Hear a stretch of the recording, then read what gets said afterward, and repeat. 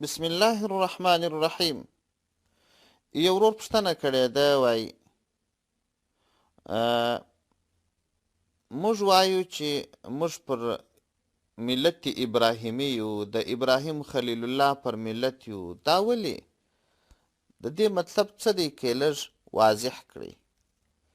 د دغه ورور د پوښتنې په جواب کې باید ووایم چې په دې کې شک نشته چې موږ پر ملت ابراهیمي یو. د ملت ابراهیمي څخه سرغړونه دا جائز کار نه دی. الله جل شانه په قرآن عظیم شان کې فرمایي: اعوذ بالله من الشیطان الرجیم، بسم الله الرحمن الرحیم. ومن يرغب عن ملة ابراهیم الا من سفه نفسه.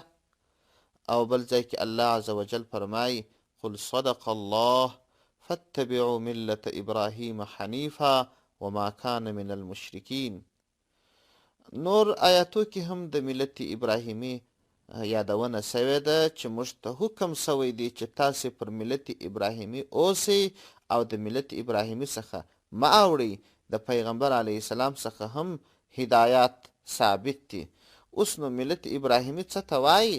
ملت ابراهیمي د توحید عقیده درلودل، د الله بغیر نور خدایان نه منل، الله ته تسلیمېدل، د الله حکم ته، د الله شریعت ته دا تسلیمېدل، د الله حکم و شریعت ته تسلیمېدل، دا ملت ابراهیمي دی.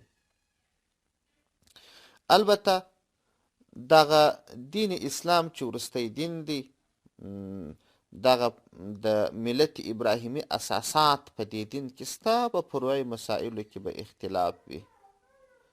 السلام علیکم ورحمة الله وبرکاته.